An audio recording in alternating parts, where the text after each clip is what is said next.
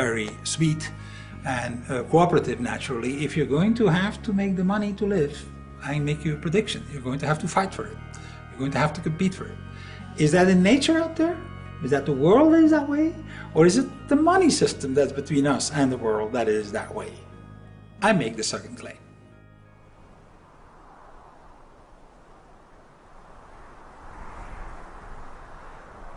A lot of diversity here. We're starting to see a whole different array of plants come into being. So there's some lupins here. There's some strawberry, small wild strawberry.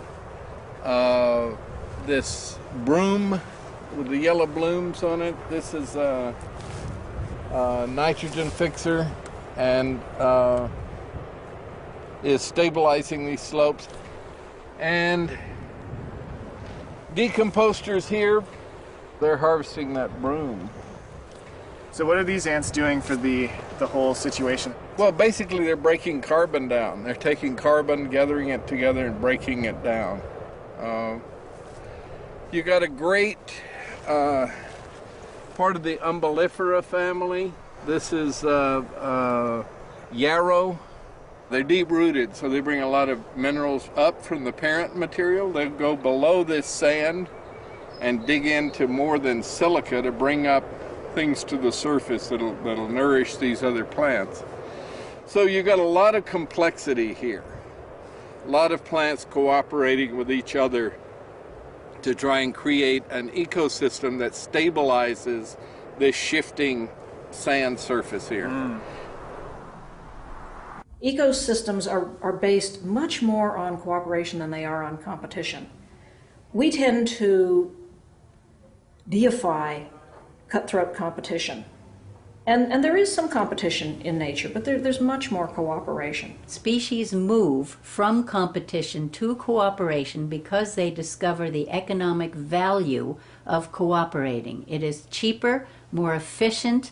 All you have to do is look at our Pentagon budget and see that a tiny fraction of it would really develop countries that we've been leveling instead. Very much more cost effective to make friends of them than it is to keep them as enemies.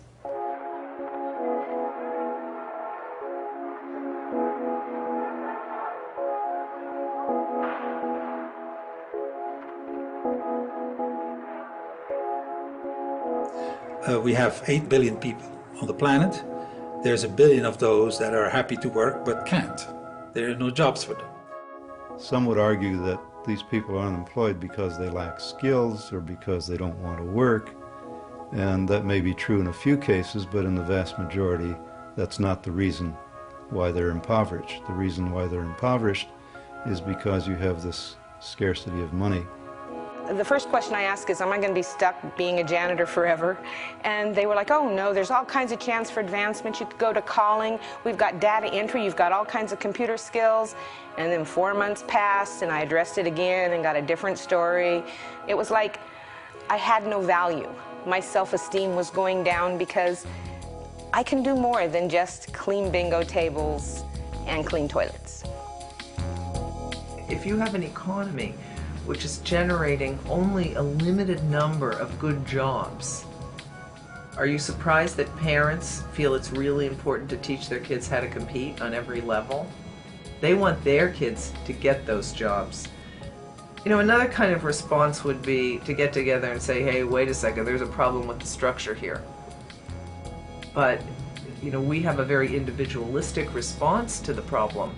At the time of the Civil War in the United States, which is a very interesting turning point, midway in the Industrial Revolution, industrial rebuilding of the United States, slavery in the South was obviously condemned, but the counter-argument was something they called wage slavery. And what did that mean? It meant that you had no protection. You could be fired at will. Without a job, you could be thrown out on the street, and you were a wage slave was the term. The 13th Amendment, which says you cannot treat a human being as a commodity for buying and selling. And the new economics is you can no longer buy or sell labor, but you can rent it. So the wage is you're renting somebody. The word job was invented in the industrial age in England. It didn't exist before. And it describes a pile of things that one does for money. Work is a very, very old concept. And work is something you do because you're passionate about, or because you're good at it, or because that's what you love doing. A job is specifically something you do for pay. Pay in national money, to be precise. Tell me, why are you interested in this job? I need a steady job, Mr. Wiley, with a chance to go places. People like Woodrow Wilson and Abraham Lincoln said that if America became that sort of society, the society in which everyone became, the vast majority became wage laborers, or wage slavery as they used to call it, we would lose the freedoms that made America great. If you, say, were in such conditions of duress, that you just couldn't survive except by being a slave, you might sign a contract that says, okay, I'll be your slave. That's by your own free will. I mean, are we going to take that seriously? I mean, under some pathological assumptions, I suppose. We live in an economy which takes 80% of each new generation and educates that 80% to obey orders and to endure boredom, and stifles their creativity, and stifles their capacities, and curtails them. They are systematically crushed by a system which does what? Which fills slots. And 80% of the slots need people who just do rote, tedious, repetitive labor, at least at work, and therefore are acclimated to doing that. Most of my jobs I've never really liked. I've never said, this is great, I can't believe I'm getting paid to do this. Yeah, there was a job I really, really despised, but the money was really good. It wasn't the job that I wanted, and my daily life and my work experience was just not making me happy. I mean, you could say, you know what, this is a terrible job, I don't want to do it. It's a free market, you have total choice to not show up under these terrible conditions. At the same time, if you don't, little problem here, you're not going to eat, and your family isn't going to eat. And that's why people do it.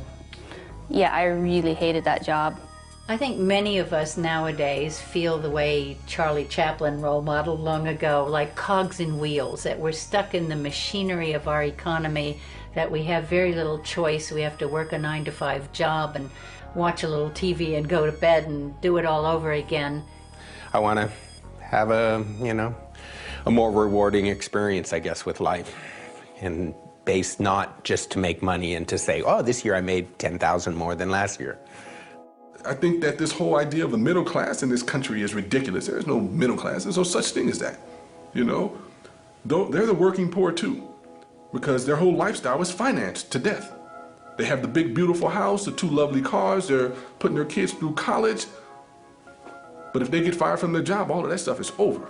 I've always been kind of a cynical person, so I guess to me, doing jobs to just support yourself is just pretty much what life is about.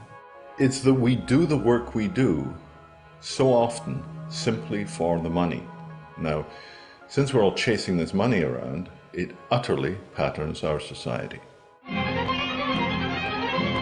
So hardly realizing it, they come into their purchasing stage and are off on a wild, non-stop ride.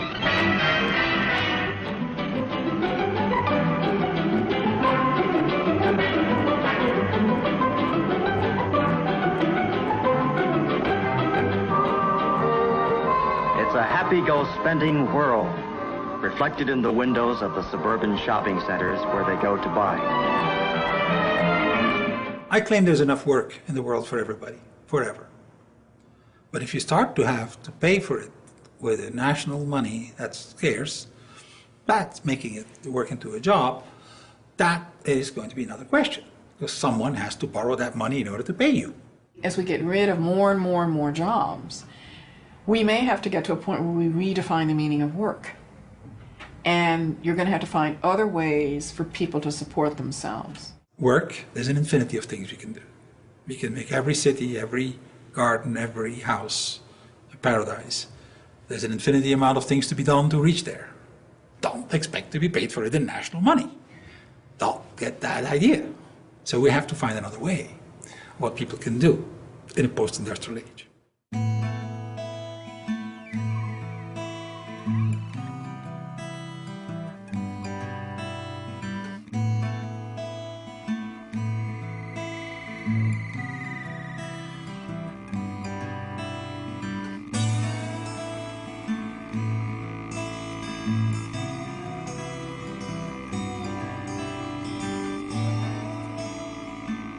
One of the things about local currency, I think that a lot of people are embracing it because they're starting to understand more about our federal economic system. Federal reserve notes don't necessarily serve the best interest of local communities, and local currency can help tip the scales back into that mindset. For some people, if they have river hours and they don't have federal money, we felt like, well, that's fine, we will take them. And it works for us because we have employees here who are willing to be paid in river hours. My name is Mark England, and I'm a registered nurse, and I'm the Director of Clinical Services here at La Clinica. We're not a free clinic, we expect payment, but we also work with people because we understand that people also need to buy food and shelter and other things to keep themselves alive as well. We don't seek to replace federal money in our communities at all. We are hoping to facilitate more exchange beyond what's possible with federal dollars. It's another kind of faith and another kind of currency, and it's faith in your neighbors, it's faith in local business, it's faith in your region and what it can offer you, and that there is true wealth there to be had. Not many of us remember that this country was built on decentralized issue of currency. By and large, what it meant was that the various regions of the United States could develop in a decentralized way according to the resources and the skills that they had in that region. And that's what created the great diversity and economic wealth of this country. Complementary currency, in my definition, is an agreement in a community to use something, just about anything that they can agree on, as a medium of exchange. That's other than national conventional money. The first thing that one has to understand about complementary currencies is that there are